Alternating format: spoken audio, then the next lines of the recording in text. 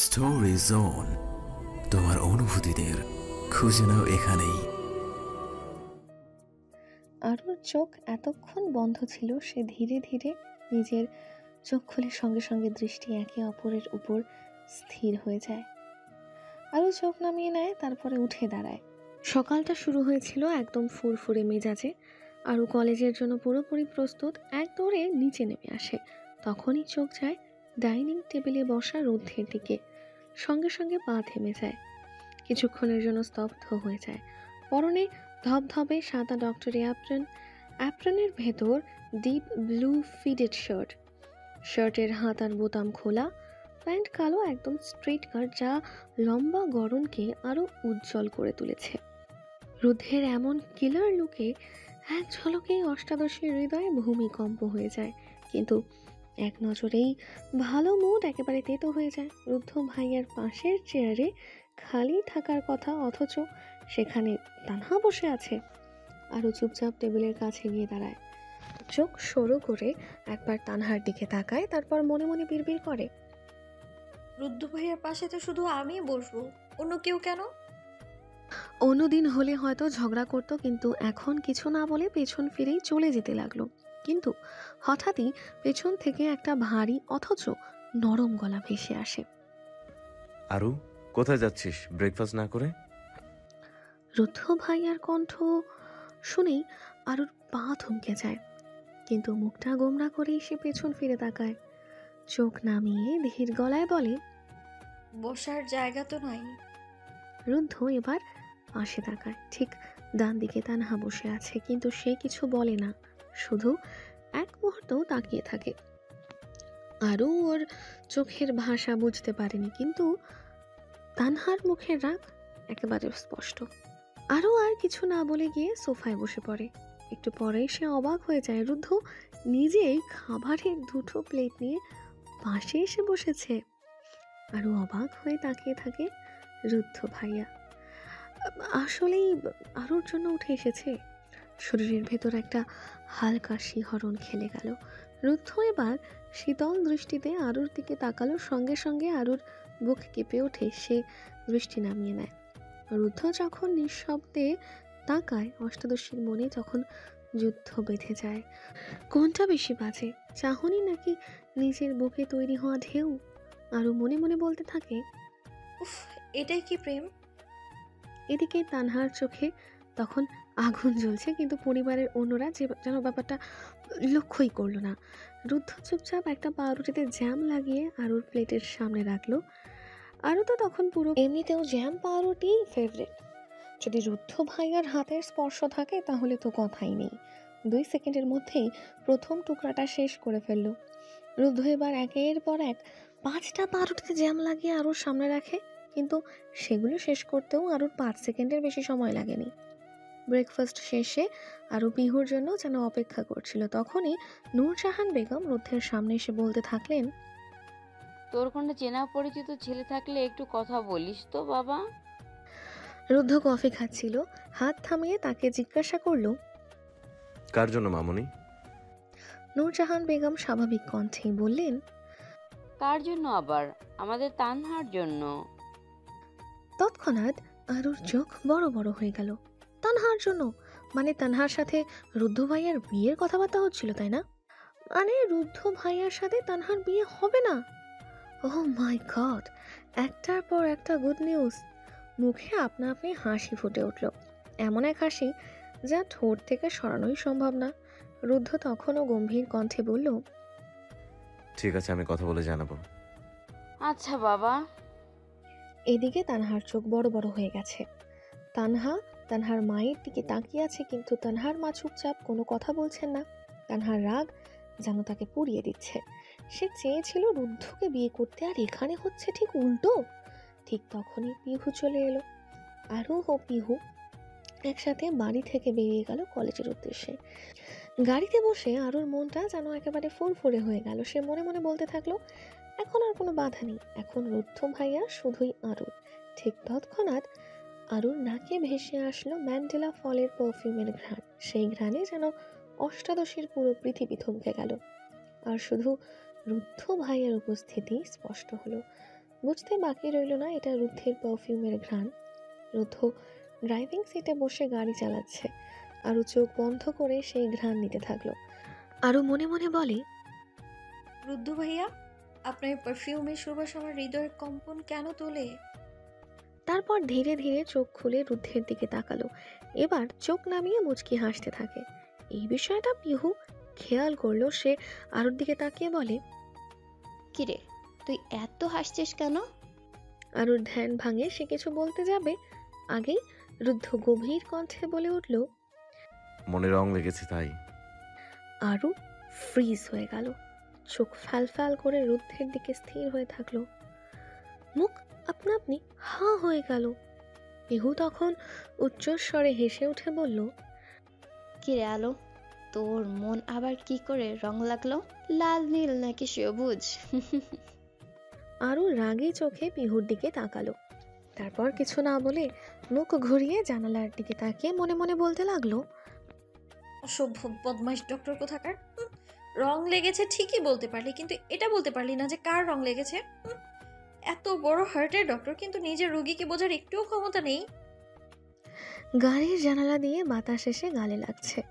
আরও চোখ বন্ধ করলো। হৃদয় সত্যিই রং লেগেছে, কিন্তু সে কি কখনো বুঝতে দেবে? কলেজের সামনে গাড়ি এসে থামলো। আরও ধীরে ধীরে গাড়ি থেকে নেমে যায়। পিহু কলেজের দিকে রওনা দিয়ে চলে যায়। আরও এক মুহূর্ত দাঁড়িয়ে থাকে। রুথের চোখ সামনের দিকে তাকিয়ে যেন কিছু বলার আগে কিছু মনে করছিল, কিন্তু কিছু বলতে গিয়েও সে কিছু বলে না, শুধু সামনে হাঁটা শুরু করে। তবে ঠিক তখনই পেছন থেকে নরম একটি শব্দ কানে আসে। রোজবাড। আরও থমকে যায়, যেন এই নামটা সরাসরি বুকে এসে একটা দাগ ফেললো। এরকম কেন অনুভূতি হচ্ছে সে জানে না, কিন্তু এই শব্দটা যেন ভেতরে এক ধরনের স্নিগ্ধ অনুভূতি তৈরি করেছে। ধীরে ধীরে পেছনে ফিরে তাকায়। তৎক্ষণাৎ চোখ মিলিত হয়ে যায় রুদ্ধের শীতল দৃষ্টির দিকে। রুদ্ধ গম্ভীর কণ্ঠে বলে, আমি নিতে আসবো কলেজ শেষে, অপেক্ষা করবি। আরুর মুখে অজান্তেই এক ঝলক হাসি ফুটে ওঠে। মনে হয় যেন মেঘ না চাইলে জল পেয়েছে সে। কিছু কণ্ঠে উত্তর দেয়, ঠিক আছে রুদ্র ভাইয়া। তারপর আর কিছু বলে না। রুদ্ধ গাড়ি নিয়ে চলে যায়। আরও তাকিয়ে থাকে গাড়ির চলে যাওয়ার দিকে। নিজের অজান্তেই বিড়বিড় করে বলতে থাকে, আপনি ডক্টর হতে পারেন রুদ্র ভাইয়া, কিন্তু আমার হৃদয় নির্ণয়ের জন্য কোনো স্টেথোস্কোপের দরকার হয় না। আপনার একটা কথাই যথেষ্ট আমার হৃদস্পন্দন উল্টো পথে বইয়ে দেওয়ার জন্য। আরও ফুরফুরে মেজাজ নিয়ে কলেজে চলে যায়। আরও একে একে উন্মত্ত হয়ে চিল্লাচ্ছিল, এই বদমাইশ অসভ্য ছেলে সাহস কি করে হয় আমার লিলিকে পা দিয়ে লাথি মারার? সামনে দাঁড়িয়ে থাকা ছেলেটি যেন হতবাক হয়ে পড়ে। নিরীহভাবে বলে, আপনি বলছি তো দেখতে পাইনি, মাফ করে দেন প্লিজ। আরও তখন রেগে গড়িয়ে যায়। তোকে কিভাবে মাফ করে দেবো বল? তুই আমার প্রিয় লিলিকে পাড়িয়ে চ্যাপটা বানিয়ে ফেলছিস। আগে আমার লিলি ফিরিয়ে দে। ছেলেটি অবাকের চরম পর্যায়ে চলে যায়। ঘটনাটা কিছুক্ষণ আগের। সে পকেটে হাত দিয়ে আনমনে হাঁটছিল। হঠাৎ পায়ের কাছে কিছু একটা ভেঙে যাওয়ার আওয়াজ পায়। সে পাটা উঠে দেখে একটা পুতুল হেয়ার ব্যান্ড ভেঙে গিয়েছে। তৎক্ষণাৎ সামনে এসে এই মেয়েটা বকাঝকা করে যাচ্ছে। এই হেয়ার ব্যান্ডের নাম নাকি লিলি। লোকজন দেখতে থাকে। আরও ঝগড়া করে যাচ্ছে কলেজ গেটের সামনে। আর ছেলেটি বাঁচার জন্য সব চেষ্টাই করছে, তবে মাথায় শুধু একটাই চিন্তা, হেয়ার ব্যান্ড ফিরিয়ে দিতে হবে, নইলে এই ঝগড়া শেষ হবে না। এরই মাঝে পেছন থেকে গম্ভীর গলার আওয়াজ শোনা যায়। এখানে কি করছিস তুই? আরও চেনা পরিচিত সেই গলার আওয়াজ শুনে থমকে যায়। চোখে কিছুটা ভয় ও অস্থিরতা ফুটে ওঠে। আশেপাশের মানুষের চোখ কেবল তাদের দিকে। পেছনে ফিরে দেখে রুদ্ধ তাকিয়ে আছে। চোখে রাগের ছাপ স্পষ্ট। বিকালের রোদ রুদ্ধের চেহারায় পড়ছে। চুলগুলো কিছুটা এলোমেলো। আরও এক দৃষ্টিতে তাকিয়ে থাকে। রুদ্ধের উপস্থিতি এক টুকরো নিঃশব্দ ঝড়। রুদ্ধ রাগী চোখে আরুর দিকে তাকিয়ে ধমক দিয়ে বলে, এই কথা বলছিস না কেন, বেয়াদব? আরও কিছুটা ভয়ে স্নায়ু শিথিল করে ফ্যাল ফ্যাল চোখে তাকিয়ে বলে, রুদ্র ভাইয়া, এই ছেলেটা আমার লিলিকে পা দিয়ে চ্যাপটা বানিয়ে ফেলছে। রুদ্ধ কিছুক্ষণের জন্য হতভম্ব হয়ে যায়। সে কিছুতেই এই কথার আগা মাথা কিছুই বুঝতে পারে না। সেদিকে তাকিয়ে থাকা ছেলেটি একটু পিছপা না হয়ে বলে, ভাইয়া দেখুন, অ্যাক্সিডেন্টে তার হেয়ার ব্যান্ড ভেঙে গিয়েছিল, কিন্তু তারপরেও আপু ঝগড়া করেই যাচ্ছে। এখন রুদ্ধ পুরোটা বুঝতে পারে এটি একটি হেয়ার ব্যান্ডের ঘটনা। সে কিছুটা অবাক হয়ে আরুকে দেখে এবং গম্ভীর কণ্ঠে বলে, তুই একটা হেয়ার ব্যান্ডের জন্য এত ঝগড়া করছিস? আরও একটু ক্ষোভ সহকারে উত্তর দেয়, হ্যাঁ, এটা শুধুমাত্র আমার হেয়ার ব্যান্ড নয়, এটা আমার পছন্দের পুতুল লিলি। একে সবসময় আমি আমার মাথায় রাখি, কিন্তু আজকে ভুলবশত সে মাটিতে পড়ে গিয়েছে। রুদ্ধের এক মুহূর্তের জন্য খুব হাসি পায়, কিন্তু সে হাসিটা চেপে রেখে গম্ভীর কণ্ঠে বলে, আরু, তোর তো একটু বেশি বাড়াবাড়ি মনে হচ্ছে। আরু জেদ ধরে দাঁড়িয়ে থাকে, বলে, ওকে আমার হেয়ার ব্যান্ড ফিরিয়ে দিতে বলুন রুদ্র ভাইয়া, না হলে কিন্তু আমি ওর চুল টেনে ছিঁড়ে ফেলবো একদম। রুদ্ধ হতভম্ব হয়ে যায়। চোখ বড় বড় করে সে আরুর দিকে তাকায়। কোনো কথা না বলে সে আরুকে টেনে গাড়ির দিকে নিয়ে যায় এবং গাড়িতে বসিয়ে দেয়। আরও হতভম্ব হয়ে যায়। সে রুদ্ধের দিকে তাকিয়ে কিছু বলতে যাবে, আগেই রুদ্ধ এক ধমক দিয়ে বলে, তোর মুখ থেকে আর একটা কথাও আমি শুনতে চাই না। সেদিনের চরের কথা নিশ্চয়ই মনে আছে? আরুর মন খারাপ হয়ে যায়। রেগে ফুলে জানালার দিকে তাকিয়ে ফিরে বসে। রুদ্ধ কিছুটা থেমে বলে, পিহু কোথায়? আরু অন্যদিকে ফিরেই গম্ভীর কণ্ঠে বলতে থাকে, জানি না, ও আগে বাসায় চলে গিয়েছে। আর কোনো কথা হয় না। চারিদিকে নীরবতা। গাড়ি চলতে শুরু করে। গাড়ি এসে থামলো শপিং মলের সামনে। আরও কিছুটা অবাক হয়ে রুদ্ধের দিকে তাকায়। সে বুঝতে পারে না রুদ্ধ কি করতে এসেছে এখানে। রুদ্ধ গাড়ি থেকে নামিয়ে দাঁড়িয়ে এক মুহূর্তের জন্য আরুর দিকে তাকায়, তারপর সরাসরি শপিং মলের দিকে চলে যায়। আরও গাড়ির ভিতর বসে থেকে প্রায় কিছুক্ষণের জন্য হতভম্ব হয়ে গাড়ির জানালা দিয়ে বাইরে তাকায়। মাথায় ঢুকছে না, সে বোঝে না কি হচ্ছে। প্রায় 10 থেকে 15 মিনিট পর রুদ্ধ হাতে দুটো বড় শপিং ব্যাগ নিয়ে আসে। আরও কিছুটা অবাক হয়ে শপিং ব্যাগগুলোর দিকে তাকায় এবং মনে মনে ভাবে, এটা কি শপিং করেছে? রুদ্ধ গাড়ির ড্রাইভিং সিটে বসে, শপিং ব্যাগগুলো আরুর কোলের উপর রাখে।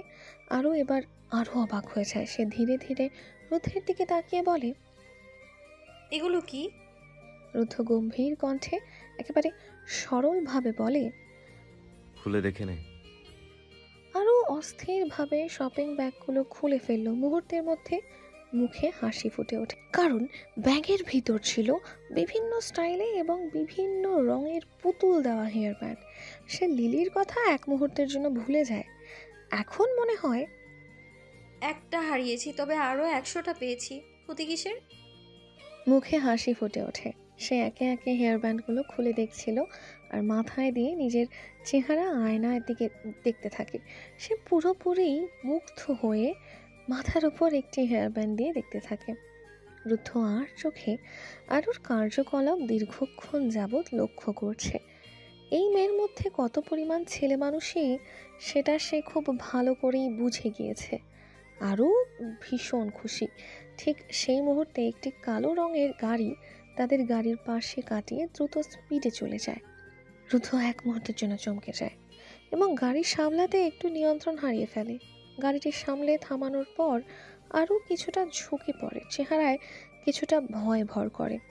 গাড়িটি স্পিডে চলে যাওয়ার পর রুদ্ধ আর দেখতে পায় না। সেদিকে আরও তাকিয়ে থাকে। হঠাৎ রুদ্ধের ফোনে একটি নোটিফিকেশন আসে।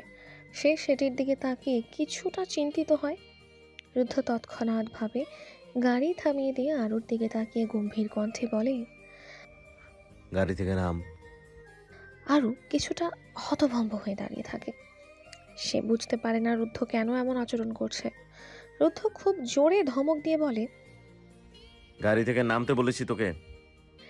এই মুহূর্তে আরও কিছুটা ভয়ে ভয়ে কেন ভাইয়া? রুদ্ধ এবার আরও রেগে গিয়ে সোজা বলে, এখান থেকে বাসা বেশি দূর না, একা একা চলে যা। আমার কাজ আছে, অন্য কোথাও যেতে হবে। আরও কিছুটা শকড হয়ে যায়। মন কাজ করতে শুরু করে। সে জানে না কিভাবে উত্তর দেবে। তবে রুদ্ধের আচরণ একেবারে বদলে গেছে। আরও এবার গাড়ি থেকে নেমে যায়। সবকিছু কেমন অগোছালো অগোছালো লাগছে। হ্যালো ডিয়ার লিসেনার্স, আপনারা শুনছেন স্টোরিজ অন প্রেজেন্টস ধারাবাহিক পর্ব গল্প। আমাদের সামগ্রিক প্রচেষ্টাকে উৎসাহিত করতে লাইক এন্ড কমেন্ট করতে ভুলবেন না। Thank you. হঠাৎ এই পরিবর্তন সে বুঝতে পারছে না। রুদ্ধ আর কথা না বলে গাড়ি নিয়ে চলে যায় উল্টো পথে। আরও তাকিয়ে থাকে ফ্যাল ফ্যাল চোখে। আর ওর মনটা এক মুহূর্তে ভেঙে যায়। রুদ্ধ ভাইয়া কিভাবে পারলো তাকে এভাবে মাঝ রাস্তায় ফেলে আসতে। প্রায় বিকাল গড়িয়ে চারিদিকে সন্ধ্যা নেমে গিয়েছে। আরও কিছুটা চুপচাপ হেঁটে যাচ্ছে। চোখ থেকে এক ফোঁটা পানি পড়ে। বুকের ভেতর এক অশান্তি আর অনুভূতির হাহাকার ওঠে। সারা শরীর যেন ভারী হয়ে ওঠে। এসব ভাবনাই মাথায় ঘুরছে। সে জানে রুদ্ধ চাইলে তাকে বাড়ি পর্যন্ত পৌঁছে দিতে পারত, কিন্তু কেন তাকে অমন ছেড়ে চলে যেতে হলো? অষ্টাদশীর মন অভিমানে ভরে যায়। আর কখনো রুদ্ধের সঙ্গে কথা বলবে না, বদমাস ডক্টর কোথাকার। চারিদিকে অন্ধকার নেমে এসেছে। আরও হেঁটে হেঁটে বাড়ির দিকে চলে আসে। আধা ঘন্টার মধ্যেই সে বাড়ির সামনে পৌঁছায়। বাসার ভিতরে প্রবেশ করার সঙ্গে সঙ্গে পা দুটো কিছুটা থমকে যায়। অন্যদিন যেখানে সবাই ড্রয়িং রুমে বসে থাকে সেখানে আজ কেউ নেই। পুরো বাড়ি যেন স্তব্ধ, নীরব, নিষ্ঠবতায় ছেয়ে গেছে। মন বিভ্রান্ত। সে বুঝতে পারে না বাসায় কি কিছু হচ্ছে, কেন এখন কেউ নেই। ঠিক তখনই সিঁড়ি বেয়ে আয়ান নেমে আসে। আরুকে দেখে। সে বলল, তুই এত দেরি কেন করলি? আরও কিছুটা ঘাবড়ে যায়। সে কি বলবে বুঝতে পারে না। রুদ্ধ ভাই তাকে মাঝ রাস্তায় ফেলে দিয়ে চলে গেছে, কিন্তু সে কি করবে, কি বলবে? আয়ান তখন বলে, তাড়াতাড়ি রেডি হয়ে নে, আমাদের বের হতে হবে। বলে চলে যায়। আরও এবার একটু ঘাবড়ে গিয়ে প্রশ্ন করে, কই যাব ভাইয়া? আগে রেডি হয়ে নে, তারপর দেখতে পাবি কোথায় যাব। আরও আর কোনো প্রশ্ন করে না। কিছুক্ষণ বাদে সে উপরে গিয়ে রেডি হয়ে আসে। নিচে এসে গাড়িতে বসে আয়ান গাড়ি চালাতে চালাতে বলল, যেখানে যাচ্ছি সেখানে সবাই আছে। আরও আর কোনো প্রশ্ন না করে চুপচাপ বসে থাকে। মন খারাপ। রুদ্ধের বিষয় নিয়ে সে চিন্তিত। কে কোথায় গেছে সে তাতে কোনো মাথা ব্যথা করছে না।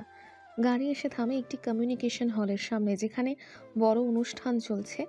গাড়ি থামতেই আরও একটু অবাক হয়ে দেখে, মনে হয় হয়তো কোনো বিয়ের দাওয়াতে এসেছে। সে গাড়ি থেকে নামতে গিয়ে দেখতে পায় চারদিকে জমজমাট অবস্থা, লোকজনের হাসাহাসি, কথা বলার আওয়াজ।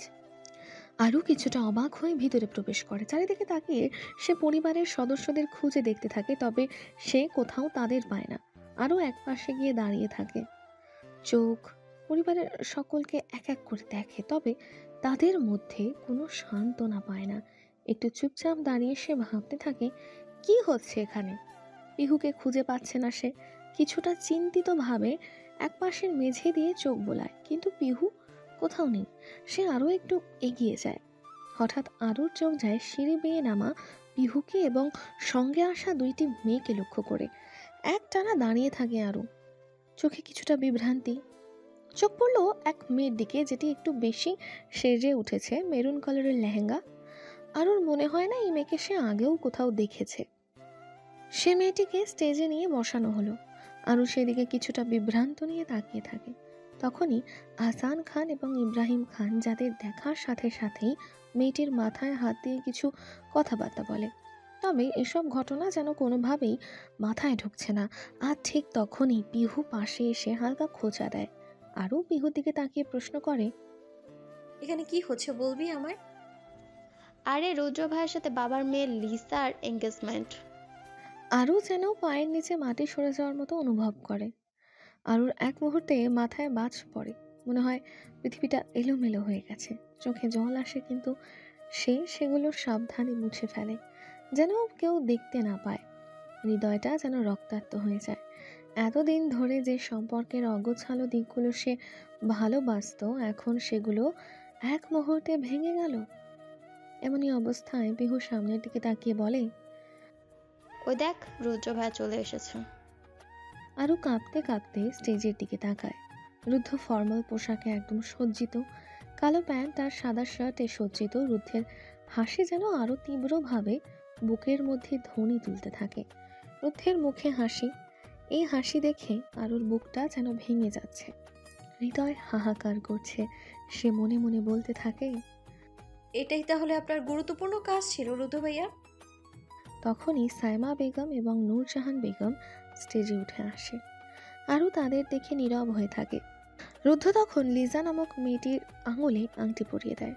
আর আংটি পরানোর মুহূর্তে আরুর মন একেবারে গলে যায়। এক মুহূর্তেই সে বুঝতে পারে এতদিনের ভালোবাসা আর স্বপ্নগুলো এখন এক অন্ধকারে তলিয়ে গেছে। সেই দৃশ্য দেখে অষ্টাদশীর হৃদয় ভেঙে যায়। প্রথম ভালোবাসা নামক কষ্ট তাকে আছড়ে মাটিতে ফেলে দিয়েছে। এক মুহূর্তে স্বপ্নগুলো ভেঙে গেছে, হৃদয়ে যা ছিল সব কিছু ছিন্ন ভিন্ন হয়ে গেছে। আরও মুখে অজান্তে একটি তাচ্ছিল্য হাসি ফুটে ওঠে। সে সবার আড়াল থেকে বেরিয়ে যায়। কেউ অনুভব করতে পারল না উপস্থিতি। সবাই হাসি আনন্দে মেতে আছে। আরও গাড়ির ড্রাইভিং সিটে বসে, চোখ দুটো লাল হয়ে গেছে, মনটা একেবারে বিষণ্ণ। সে গাড়ি স্টার্ট দেয়, কিন্তু যেন গাড়ির গতির সঙ্গে সাথে এটাও আরও ধীরে ধীরে ভারী হয়ে যাচ্ছে। চুলগুলো এলোমেলোভাবে কাঁধে ঝুলছে, সোনালি চোখ দুটি কেমন অস্পষ্ট হয়ে গেছে। গাড়ি থামলো তাদের বাড়ির সামনে, কিন্তু গাড়ি থেকে নেমে বাসার দিকে অগ্রসর হলো না, বরং অন্ধকার বাগানের দিকে অগ্রসর হতে থাকলো। যে অন্ধকার মনেরা অন্ধকারের থেকে কম। সে হাঁটু গেড়ে নিচে বসে পড়ে। চাঁদের হালকা আলোয় মুখ কিছুটা স্পষ্ট হয়ে উঠেছে। সে নিচের ঘাস হাত দিয়ে টেনে হিচড়ে ছিঁড়ে হাউমাউ করে কান্না শুরু করে। চোখের পানির মতো হালকা ছোঁয়াও যেন হারিয়ে যায়, গলা ধরে আসে। তাকে যেন দয়া করে কেউ আলিঙ্গন করতে চায়। প্রথম ভালোবাসা যে ক্ষত দেয়, কখনো শুকাতে চায় না। অষ্টাদশীর হৃদয়ে এখনো সেই ব্যথা, সেই বেদনা কেঁদে ওঠে। আর সে হেঁটে চলে যায় এক অজানা পথে, যেখানে আলো নেই, কেবল অন্ধকার। আরও কান্না জড়িত কণ্ঠে চিৎকার দিয়ে বলে, আমার সঙ্গে এমন কেন করলেন রুদ্র ভাইয়া? আপনি যে আমার হৃদয়ের জন্য এক নামহীন হাহাকার। হঠাৎ আরও অনুভব করে পেছনে কেউ দাঁড়িয়ে আছে। সে উঠে দাঁড়ায়, ধীরে ধীরে পেছন দিকে ফেরে। সঙ্গে সঙ্গে আয়ানকে দেখে কিছুটা অবাক হয়। আয়ান অবাক হয়ে তাকিয়ে দেখে বোনের দিকে। এক ফোঁটা পানি বোনের চোখ থেকে পড়ছে, যা সে কখনো দেখেনি। সে আরুকে হল থেকে বেরিয়ে যেতে দেখেছিল। কিছুটা সন্দেহ হয়, এ কারণে সে আরও পেছন পেছন আসে। এসে বোনের এই আর্তনাদ দেখে বুকটা মোচড় দিয়ে ওঠে। আয়ান এক সেকেন্ডও দেরি না করে আরুকে শক্ত করে জড়িয়ে ধরে। কি হয়েছে তোর? কণ্ঠে বিস্ময় এবং চিন্তা ঝরে পড়ে। আরু চুপচাপ থাকে, ঠোঁট কামড়ে কষ্টের মধ্যে নিজের গলা আটকে রেখেছে। এক সেকেন্ড পর সে কাঁদতে কাঁদতে বলে, আমি তাকে মোড়া যেতে চেয়েছিলাম ভাইয়া, কিন্তু আল্লাহ আমাকে তাকে দিল না। আয়ান কিছুটা অবাক হয়, তারপরও মাথায় হাত বুলিয়ে বলতে থাকে, রুদ্রকে ভালোবাসিস তুই? তোর ভালোবাসাকে অন্তরে বেঁধে রাখ, কেউ জানবে না। তোর এই ভালোবাসা যদি পরিবারের সামনে আসে, তাহলে এর ফল তোকে জীবন দিয়ে চোকাতে হবে। আরও অবাক হয়ে ভাইয়ের দিকে তাকায়। তারপর এক অজানা বিষণ্ণতার সঙ্গে বলে, ভাইয়া আমি জানি তুমি আমার মনের কথা বুঝে নাও, না বলা সত্ত্বেও, কিন্তু আমি তো তোমার মতো শক্ত না। আয়ান কিছুটা থেমে গম্ভীর কণ্ঠে বলে, আমি চাই না তুই আর নিজের চোখে পানি ফেলিস। আমার বোন কারোর সঙ্গে নিজের দুর্বলতা প্রকাশ করুক, এটা আমার একটুও ভালো লাগে না। আরুর কান্না থেমে যায়। অবাক চোখে বলে, ঠিক তোমার মতো, তাই না ভাইয়া? যেমন তুমি পিহুর সামনে নিজেকে শক্ত রাখার মিথ্যে প্রচেষ্টা করে যাও। আয়ান কিছু না বলে আগেই এক দীর্ঘ নিঃশ্বাস ফেলে। বোনের চোখে গভীর দৃষ্টি রেখে বলে, পরিবারের মানুষের জন্য কিছুটা স্যাক্রিফাইস করতে হয়। আরও অবাক না হয়ে পারে না। একটা ছেলে কতটা দায়িত্ববান, না হলে পরিবারের জন্য নিজের ভালোবাসার মানুষকে স্যাক্রিফাইস করে। তারপর আয়ান আরুর হাত ধরে টেনে তাকে বাড়ির দিকে নিয়ে চলে। আরও কিছু না বলে চুপচাপ থাকে। হৃদয়ের ব্যথা যেন সহ্য করা যাচ্ছে না। আরও গভীর রাতে বিছানায় বসে অন্ধকার রুমের মধ্যে যেন সে নিজেই হারিয়ে গেছে। কমিউনিকেশন হল থেকে সবাই চলে গেছে, আর সে এক মুহূর্তের জন্য নিচে নামেনি, কারণ রুদ্ধের সামনে যাওয়ার সাহসও যেন সে হারিয়ে ফেলেছে। না, আর কখনো রুদ্ধের সঙ্গে দেখা করতে চায় না। রুদ্ধের উপস্থিতি আর অষ্টাদশীকে ভেঙে ফেলতে পারবে না। মন এখন এক শূন্য স্থানে দাঁড়িয়ে আছে, যেখানে আর কোনো অনুভূতি নেই, শুধু শোকের স্তব্ধতা। বিছানায় শুয়ে থাকা অবস্থায় হাতে ডায়েরি আসে। সযত্নে হাত দিয়ে ডায়েরির পৃষ্ঠাগুলি বোলাতে বোলাতে সে একটা পুরনো পৃষ্ঠা খুলে দেখে এই ডায়েরিটি সে কল্পনা পুরুষকে নিয়ে খেয়ে ওই কল্পনা পুরুষকে ভুলেই বসেছে রুদ্ধকে পাওয়ার পরে। কিন্তু আফসোস, রুদ্ধ কখনো সে কল্পনা পুরুষ হতে পারেনি। রুদ্ধ শুধু একটি ধোঁয়াশা, যা কখনো স্পষ্ট হতে পারেনি। আর এখন এই কল্পনা শুধু একে একে মিলিয়ে যাচ্ছে। এভাবে কিছুক্ষণ চুপচাপ বসে থাকলো। হঠাৎ কানে ভেসে আসে সে গিটারের আওয়াজ। আরও বিছানা থেকে নামে না। তাচ্ছিল্য হাসে, যতই গিটার বাজুক অষ্টাদশীর মনের বেদনা এখন ঠান্ডা হবে না। রুদ্ধ তো এখন অন্য কারোর, আরুর নয়। চোখ বন্ধ করে কয়েক ফোঁটা পানি গালে গড়িয়ে পড়ে। আরও ডায়েরির পৃষ্ঠার পানি দাগ পড়ে, যেন কষ্টের চিহ্ন। গিটারের আওয়াজ ক্রমশ বেড়েই যাচ্ছে। আরও বিছানা থেকে এক পা নিচে নামায়, কিন্তু পা যেন থেমে যায়। সে নিজেকে ঠেকাতে চায়, কিন্তু গিটারের সুরের আওয়াজ তাকে এক অজানা শক্তিতে টানছে। প্রতিটি সুর যেন হৃদয়ে আছড়ে পড়ছে, মনকে ভেঙে চুরমার করে যাচ্ছে। এই অচেনা কষ্ট তাকে আরও দুর্বল করে ফেলছে। একে একে সে পা টেনে নিয়ে ব্যালকনির দিকে যায়। শরীরের শক্তি যেন মুহূর্তে শেষ হয়ে যায়। হাঁটু ঘুরিয়ে বসে পড়ে, পর্দার আড়ালে বসে, চোখ বন্ধ করে নেয়। অন্যদিন এই সুর মনকে আনন্দে ভরিয়ে তুলত, কিন্তু এখন সুরের প্রতিটি টান যেন তাকে ভেঙে চুরমার করছে। গিটারের আওয়াজ ক্রমশ কমে আসে, এবার ভেসে আসে গানের গলা।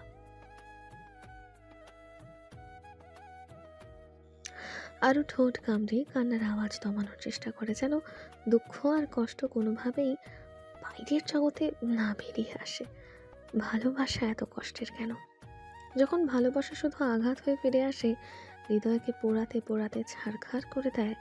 আরও চাইলেও রুদ্ধের কাছে যেতে পারবে না। রুদ্ধের কণ্ঠের গান হৃদয়কে আরও বেশি ব্যথিত করছে। চারদিকে শুধু নিস্তব্ধতা বিরাজ করছে। আরও পুরো শরীর অসহায় হয়ে আসছে, যে চাইলেও ওখান থেকে উঠতে পারছে না। চোখ বন্ধ করে নেয় আর মনে মনে বলতে থাকে, সামনের সকালটা আমার জীবনের এক নতুন সকাল রুদ্ধ ভাইয়া। আপনার নেশায় আর আমি আসক্ত হতে দিব না আমার নিজেকে। এটা আমার নিজের প্রতি নিজের ওয়াদা থাকলো। ওখানেই ঘুমিয়ে পড়ে আরও। শরীর আর তাকে সায় দিচ্ছিল না যে সে উঠে বিছানায় যাবে। আরও গভীর ঘুমে আচ্ছন্ন। হঠাৎ ব্যালকনির দরজার কাছে এক অন্ধকার ছায়া প্রবেশ করে। ব্যক্তিটি দ্রুত এগিয়ে এসে আরুকে বাজ কোলে করে তুলে নিয়ে বিছানায় শুয়ে দেয়। আরুর বিষণ্ণ চেহারার দিকে তাকিয়ে লোকটির বুকটা যেন মোচড় দিয়ে ওঠে। সে কিছুটা ঝুঁকে চোখে এক তীব্র অস্থিরতা ফুটে ওঠে। আরও নিঃশ্বাসের ঘন আওয়াজ লোকটির কানে বাজছে। লোকটি এবার মুখ আরুর কানের কাছে নিয়েই ফিসফিস কণ্ঠে বলে, তুমি অন্য কারোর নেশায় আমাকে কিভাবে ভুলে যেতে পারলে? আমার নেশা এত তাড়াতাড়ি কেটে গেল তোমার উপর থেকে, যে এই 2 দিনে অন্য কারোর উপর এতটা আসক্ত হয়ে গেছো হার্ট থ্রব। লোকটি এবার আরুর গোলাপি ঠোঁটের উপর হাত দিয়ে স্লাইড করতে থাকে। মুখে হাসি, চোখ দুটো খুবই ভয়ঙ্কর। সে নিজের ঠোঁটটা আরুর ঠোঁটে স্পর্শ করায়। সঙ্গে সঙ্গে আরু কিছুটা কেঁপে ওঠে। আরু ঘুমের মধ্যে সেই পুরনো অনুভূতি টের পায়। এটা নতুন কিছু না, এর আগেও সে গভীর রাতে এরকম অনুভূতি অনুভব করেছে। সে চোখ মেলে তাকাতে চাইলেও পারে না, ঘুমের কাছে হেঁটে যায়। লোকটি বাঁকা হাসে, ঠোঁটের স্পর্শ আরেকটু গাঢ় করে তোলে আরুর ঠোঁটে। তারপর আবার ফিসফিস কণ্ঠে বলে, অন্য কারো মায়ায় পড়ার শাস্তি তো তোমাকে পেতেই হবে জান, because you are mine, only mine. বলেই লোকটি চোখ তুলে তাকায় আরুর দিকে। তারপর আরুর ঘাড়ে মুখ গুজে দেয়, যেন এখানে এসে অদ্ভুত শান্তি অনুভব করছে সে। আবারও স্পষ্ট কণ্ঠে বলে, you are my obsession heart throb. কিছু সময় বাদে লোকটি আবার আগের মতো ব্যালকনি টপকে চলে যায়।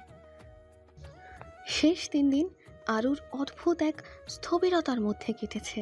আরু জানে রুদ্ধ ইচ্ছাকৃতভাবে ওর সামনে আসে না, আর সে নিজেও এড়িয়ে চলে। কিন্তু এই দূরত্ব, এই নীরবতা কেন যেন এক ধরনের অভ্যস্ততা হয়ে উঠেছে ওর কাছে। রুদ্ধ ওর জন্য নতুন ম্যাডাম ঠিক করেছে, যার কাছে সে পড়বে। প্রথমে শুনে তার ছেলের একটা ঝড় বয়ে গিয়েছিল মনে। সে রুদ্ধের কাছে বসতে পড়তে এত কিছুর পরে। এখন সকাল, আরও কলেজের জন্য তৈরি হয়ে বসে আছে। আগের মতো এখন আর ব্রেকফাস্ট টেবিলে যায় না, কারণ সেখানে রুদ্ধ থাকে। হ্যালো ডিয়ার লিসেনার্স, আপনারা শুনছেন স্টোরিজ অন প্রেজেন্স ধারাবাহিক পর্ব গল্প। আমাদের সামগ্রিক প্রচেষ্টাকে উৎসাহিত করতে লাইক অ্যান্ড কমেন্ট করতে ভুলবেন না। Thank you.